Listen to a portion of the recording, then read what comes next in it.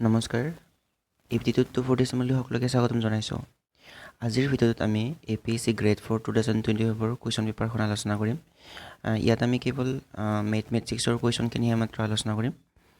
আজিৰ ভিডিঅ'ৰ প্ৰথম কুৱেশ্যনটো হৈছে on dividing a number by 6 we get 2 as the remainder. What is the number? এটা সংখ্যা 6ৰে হৰণ কৰিলে ভাগশেষ 2 পোৱা যায়, সংখ্যাটো কি হ'ব? আমাক কৈছে যে এটা সংখ্যা যদি 6ৰে হৰণ কৰোঁ তেতিয়াহ'লে যদি ভাগশেষ 2 পোৱা যায়, সংখ্যাটো কি হ'ব? ইয়াত যিকেইটা অপশ্যন দিয়া আছে 8, 14, 20, কোনটো সংখ্যাক মানে 6ৰে হৰণ কৰিলে ভাগশেষ 2 পোৱা যাব? এতিয়া আমি প্ৰত্যেককে 6ৰে হৰণ কৰি চাম। এইটোক যদি মই 6ৰে হৰণ কৰোঁ, তেতিয়াহ'লে 6 গুণ 6, ইয়াত ভাগশেষ 2 পোৱা যায়। আৰু 14ক যদি মই 6ৰে হৰণ কৰোঁ, 14ক 6ৰে হৰণ কৰিলে 6 দুগুণ 12, ইয়াতো ভাগশেষ 2 পোৱা যায়। আৰু 20ক যদি মই 6ৰে হৰণ কৰোঁ, 20ক 6 3 গুণ 18, ইয়াতো ভাগশেষ 2 পোৱা যায়। মানে 8ক 6ৰে ডিভাইড কৰিলেও 2 ভাগশেষ পোৱা যায়, 14ক 6ৰে হৰণ কৰিলেও 2 ভাগশেষ পোৱা যায়, আৰু 20ক 6ৰে হৰণ কৰিলেও 2 ভাগশেষ পোৱা যায়। তাৰ মানে correct answer option number D হ'ব, অল অফ দ্য এবভ, গোটেইকেইটাই শুদ্ধ হ'ব ইয়াৰে। Next question.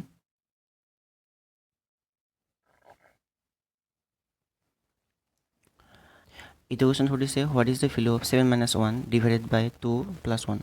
7 - 1 হৰণ 2 যোগ 1ৰ মান কিমান হ'ব বুলি লাগে। চ' এইটো গণিত কৰোঁতে আমি বদমাছ ৰুল ফ'ল' কৰিব লাগিব। BODMAS, বদমাছ। বি মানে হৈছে ব্ৰেকেট, অ মানে অফ, ডি মানে ডিভিজন হৰণ, এ মানে মাল্টিপ্লিকেশ্যন পূৰণ, এ মানে এডিশ্যন যোগ, আৰু এছ মানে ছাবষ্ট্ৰেকশ্যন বিয়োগ। ঠিক আছে। চ' প্ৰথমতে আমি ব্ৰেকেটৰ কামটো আগত কৰিব লাগিব। এইটো ব্ৰেকেট, এতিয়া ব্ৰেকেট যিহেতু দিয়া আছে ইয়াতে 7 - 1 মানে কিমান হ'ব? 7 - 1 6 হ'ব, হৰণ 2 যোগ 1। এতিয়া ব্ৰেকেটৰ পিছত আছে ডিভিজন হৰণ আছে, ইয়াতে হৰণটো আমি আগতে কৰিম। 6ক 2ৰে হৰণ কৰিলে কিমান হ'ব? 3 হ'ব, যোগ 1। চ' 3 আৰু 1 যোগ কৰিলে কিমান হ'ব? 4 হ'ব। So' correct answer option number C হ'ব ইয়াৰে, 4। Next question.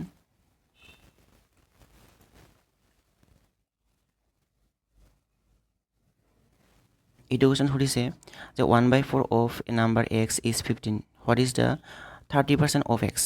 এক্সৰ 1/4 যদি 15 হয়, তেনেহ'লে এক্সৰ 30%ৰ মান কিমান হ'ব? চ' ইয়াতে আমাক দিয়া আছে যে এক্সৰ 1/4 মানে আমি এনেকৈ লিখিব পাৰোঁ এক্স পূৰণ 1/4 ইকুৱেল টু কিমান? 15, এনেকুৱা। ঠিক আছে। গতিকে প্ৰথমতে আমি ইয়াতে এক্সৰ ভেলুটো ফাইন কৰিম। তেতিয়াহ'লে কেনেকৈ পাম আমি এক্সৰ ভেলুটো? ইয়াতে 4টো মাল্টিপ্লাই কৰি দিম। ইয়াতে এক্স ইকুৱেল টু কিমান হ'ব? 4 × 15 = 60। চ' এক্সৰ ভেলু 60 হ'ল। এক্সৰ ভেলু কিমান হ'ল? 60 হ'ল। এতিয়া কৈছে যে এক্সৰ 30% কিমান হ'ব? চ' এই 60ৰ 30% ল'ব লাগিব।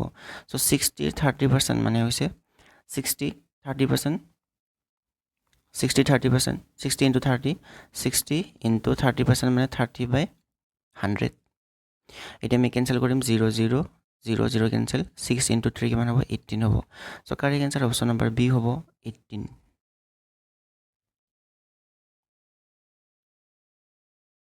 Next question.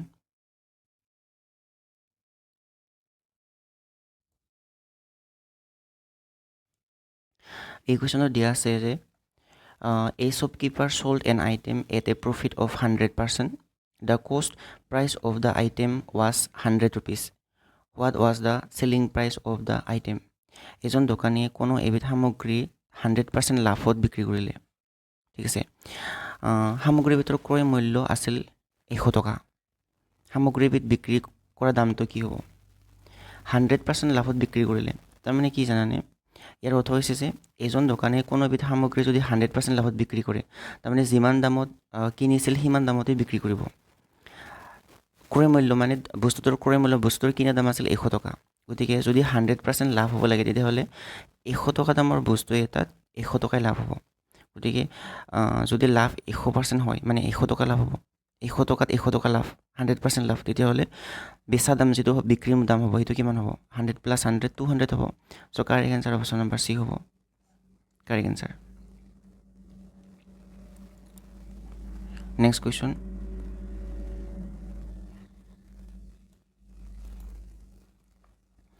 এইটো কুৱেশ্যন দিয়া আছে যে if 12 men can complete a certain work in 15 days, find the number of days in which 9 men will complete the same work.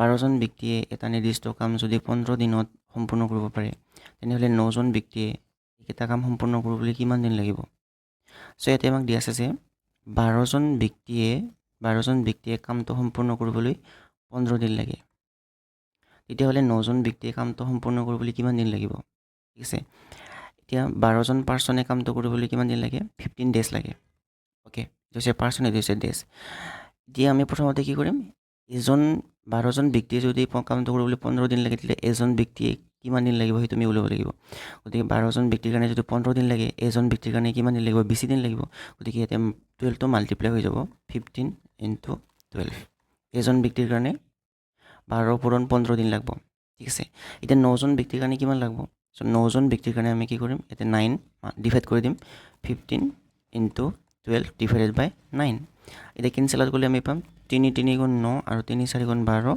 3 * 5 = 15 এতিয়া 5 আৰু যদি 4 মাল্টিপ্লাই কৰোঁ কিমান হ'ব 20 হ'ব গতিকে 9জন ব্যক্তিৰ কাৰণে 20 দিন সময় লাগিব correct answer option number B next question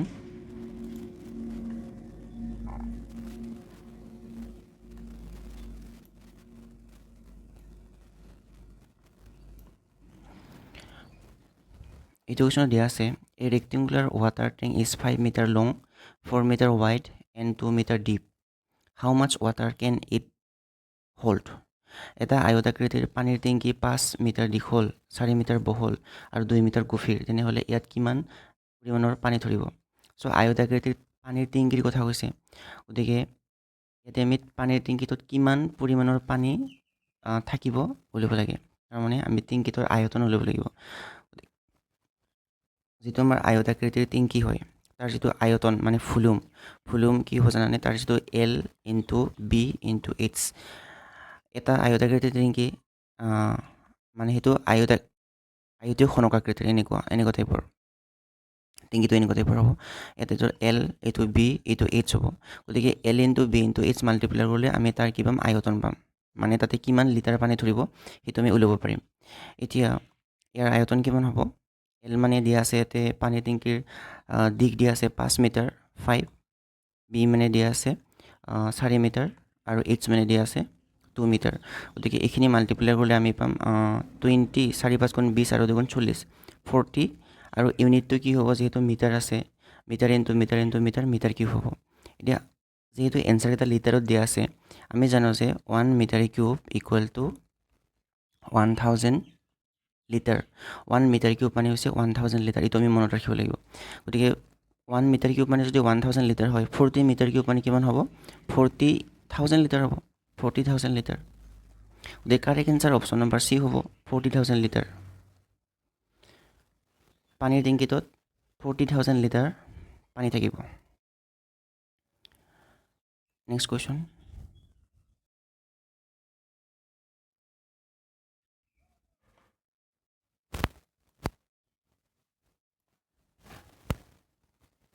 এই কোৱেশ্চনটো দিছে the cost of 1 apple is 24 rupees and 1 box contains 30 apples find the cost of 6 boxes of apples এটা আপেলৰ দাম 24 টকা আৰু এটা বাকচত 30টা আপেল থাকে সো এটা আপেলৰ বাকচৰ মূল্য কিমান হ'ব নিৰ্ণয় কৰা সো এটা আমাক কৈছে যে এটা আপেলৰ দাম যদি 24 টকা হয় 24 rupees যদি হয় আৰু এটা বাকচত যদি 30টা আপেল থাকে তেতিয়া হলে সো এটা আপেলৰ বাকচৰ মূল্য কি হ'ব এতিয়া আমাক এনেকুৱা নিচিনা আপেলৰ বক্স কিছুমান দিয়া আছে যত এটা বাকচত 30টা আপেল থাকে তে এনেকুৱা নিচিনা ছয়টা আপেলৰ বাকচৰ মূল্য কিমান হ'ব উলিয়াব লাগে যদি এটা আপেলৰ দাম 24 টকা হয় এতিয়া প্ৰথমতে আমি উলিয়াম যে এটা আপেলৰ দাম যদি 24 টকা হয় তেতিয়া হলে এটা বাকচৰ দাম কিমান হ'ব কাৰণ যেহেতু এটা বাকচত 30টা আপেল থাকে গতিকে এটা আপেলৰ দাম যদি 24 টকা হয় তেতিয়া হলে আমি 24 লগত 30 পূৰণ কৰিলে এটা আপেলৰ বাকচৰ দাম পাম গতিকে 30 * 24 কিমান হ'ব 30 * 24 072 হ'ব 720 টকা হ'ব 720 টকা তাৰ মানে এটা আপেলৰ বাকচৰ মূল্য কিমান হ'ব 720 টকা হ'ব গতিকে ছয়টা আপেলৰ বাকচৰ মূল্য কিমান হ'ব ইয়াৰ লগত আমি 6 মাল্টিপ্লাই কৰিম 0 2 43 4320 টকা হ'ব correct answer option number D 4320 টকা 20 টকা হ'ব ছয়টা আপেলৰ বাকচৰ মূল্য নেক্সট কোৱেশ্চন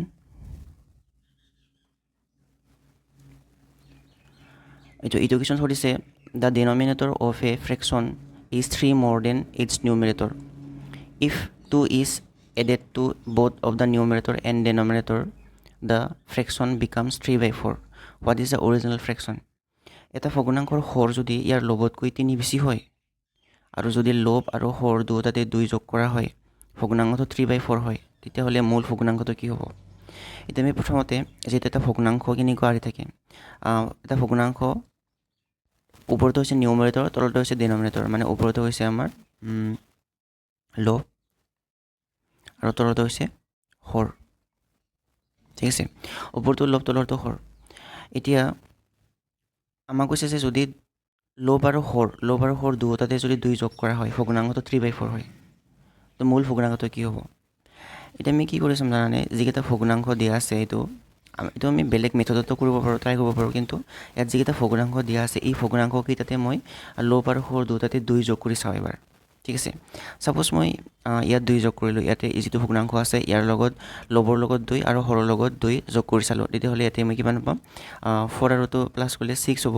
আৰু 7 আৰু 2 প্লাছ কৰিলে 9 হ'ব সো এইটো যদি কেনসেল কৰোঁ 3 2 গুণ 6 আৰু 3 3 গুণ 9 তাৰ মানে এইটো ভগ্নাংক লব আৰু হৰ দুটাতে 2 যোগ কৰাৰ লগে লগে ভগ্নাংকটো 2/3 হ'ব কিন্তু আমাক কিমান কৈছে যদি 2 লব আৰু হৰ দুটাতে 2 যোগ কৰোঁ তেতিয়াহ'লে ভগ্নাংক 3/4 হয় তাৰমানে এইটো এনসাৰ নহয় ঠিক আছে এতিয়া যদি আমি এই প্ৰথম অপচন নম্বৰ এ যদি চাওঁ এটা 2 যদি প্লাস কৰোঁ এটা যদি আমি 2 প্লাস কৰোঁ তেতিয়াহ'লে এই ভগ্নাংকটো আমি পাম 7 আৰু 9/12 হ'ব সো এইটো যদি কেনসেল কৰোঁ তেতিয়াহ'লে 3 3 গুণ 9 3 4 গুণ 12 সো ইয়াৰ পৰা মই 3/4 পাম গতিকে আমাৰ কাৰেক্ট এনসাৰ অপচন নম্বৰ এ হ'ব 7/10 কাৰণ 7/10 যদি মই লব আৰু হৰ দুটাতে 2 আৰু 2 প্লাস কৰোঁ তেতিয়াহ'লে ভগ্নাংকটো 3/4 পাওঁ গতিকে কাৰেক্ট এনসাৰ এইটোৱে হ'ব এইটো আমি আৰু বেলেগ মেথডো ইউজ কৰিব পাৰোঁ কিন্তু এনেকৈ এইটো সহজ হয় নেক্সট কুৱেশ্যন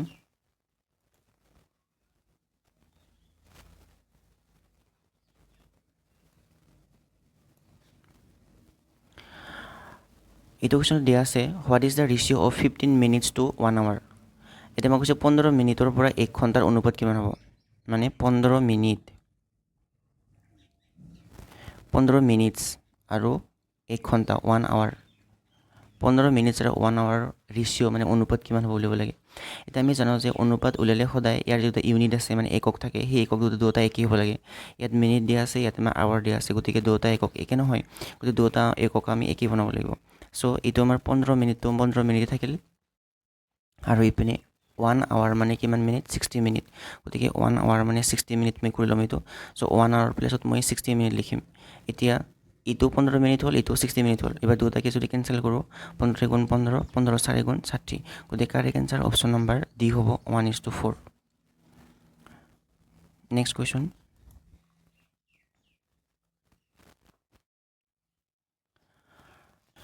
এইটো কুৱেশ্যনত দিয়া আছে if a plus a equal to 10 and b plus b equal to 20 then what is a plus b equal to যদি a plus a মানে 10 হয় b plus b মানে 20 হয় তেতিয়াহ'লে a plus b মানে কি হ'ব সো ইয়াতে যেহেতু a plus a মানে 10 দিয়া আছে তাৰ মানে দুটা এতে a আৰু a দুটা সেম নাম্বাৰ a আৰু a দুটা যদি সেম নাম্বাৰ হয় দুটাকে যদি প্লাস কৰলে 10 হয় তাৰ মানে কি a মানে 5 আৰু a মানে 5 দুটাই 5 5 হ'ব সেম হ'ব আৰু b আৰু b প্লাস কৰে 20 হয় তেতিয়াহ'লে b মানে 10 আৰু 10 হ'ব দুটাই 10 10 20 হয় তাৰ মানে a ৰ ভ্যালু 5 হ'ল আৰু b ৰ ভ্যালু কিমান হ'ল 10 হ'ল যদি a ৰ ভ্যালু 5 পুট কৰি দিও আৰু b ৰ ভ্যালু যদি 10 পুট কৰি দিও তেতিয়াহ'লে কিমান হ'ব 5 + 10 15 হ'ব সো a + b ৰ ভ্যালুটো 15 হ'ব অপচন নম্বৰ a কাৰেক্ট হ'ব ইয়াতে এটা যদি আমি আৰু বেলেগ মেথডত কৰোঁ এটো এনেকে a আৰু a প্লাস কৰলে 2a হ'ব এটো তাৰপিছত ইকুয়াল টু 10 সো এনেকে আমি ইয়াৰ পৰা 2 আৰু 10 কেনসেল কৰিলে 5 হ'ব তেতিয়াহ'লে a ৰ ভ্যালুটো 5 পাম আমি যেনেকৈ 5 পাইছোঁ আৰু যদি b + b মানে 2b হ'ব তেতিয়াহ'লে ইয়াৰ পৰা ইকুয়াল টু 20 ইয়াৰ পৰা 2 আৰু 20 কেনসেল কৰিলে 10 হ'ব তাৰমানে b ৰ value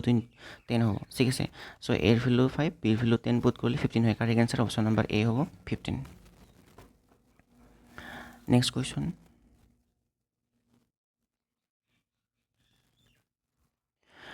Question 37 the total age of 3 children in a family is 27 years what will be their total age after 3 years পৰিয়ালৰ তিনিটা সন্তানৰ মুঠ বয়স 27 বছৰ 3 বছৰৰ পিছত সিহঁতৰ মুঠ বয়স কিমান হ'ব চ' আমাক ইয়াতে দিয়া আছে এটা পৰিয়ালৰ তিনিটা সন্তানৰ মুঠ বয়স দিয়া আছে 27 বছৰ দিয়া আছে। ছাপ'জ প্ৰথম সন্তানটো হৈছে A, দ্বিতীয় সন্তানটি B আৰু তৃতীয় সন্তানটি C, আৰু তিনিওটাৰে বয়সৰ যোগফলটো হৈছে 27 বছৰ। এতিয়া আমাক লাগে 3 বছৰৰ পিছত সিহঁতৰ মুঠ বয়স কিমান হ'ব। এতিয়া 3 বছৰৰ পিছত A ৰ বয়স উলিয়াবৰ কাৰণে A ৰ লগত আমি 3 বছৰ যোগ দিব লাগিব, B ৰ লগতো 3 বছৰ যোগ দিব লাগিব, আৰু C ৰ লগতো 3 বছৰ যোগ দিব লাগিব। টোটেল আমি 3 + 3 + 3 টোটেল আমি 9 বছৰ যোগ দিব লাগিব। গতিকে 16×6 = 36। 3 বছৰৰ পিছত সিহঁতৰ মুঠ বয়সৰ যোগফল হ'ব 34 বছৰ। Option number D correct answer. Next question.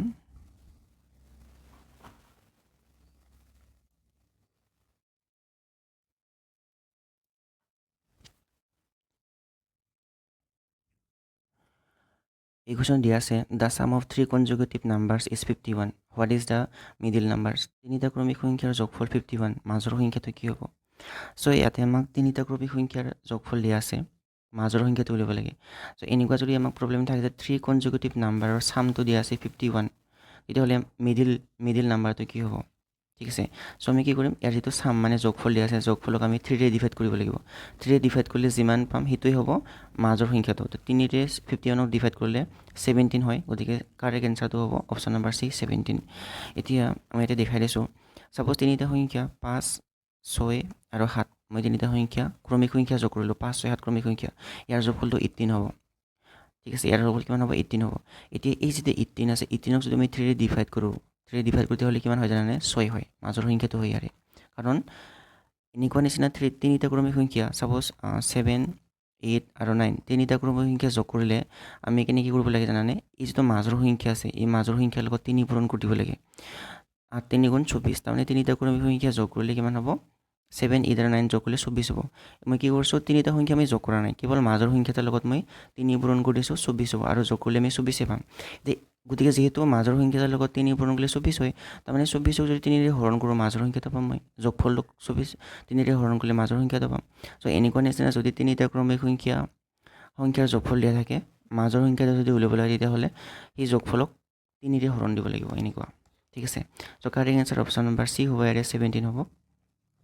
চ' APSC Grade-IV 2025ৰ যিখন পেপাৰ আছিল তাৰে মেথছৰ কুৱেশ্যন এইকেইটাই আছিল। আৰু এইটোৰ ভিতৰত আমি গোটেইকেইটা কুৱেশ্যন আলোচনা কৰিলোঁ। আৰু যদি আপোনালোকৰ ভিডিঅ'টো ভাল লাগিছে তেতিয়াহ'লে শ্বেয়াৰ কৰি দিব আৰু লাইক কৰি দিব আৰু চেনেলটো ছাবস্ক্ৰাইব কৰি দিব। ধন্যবাদ।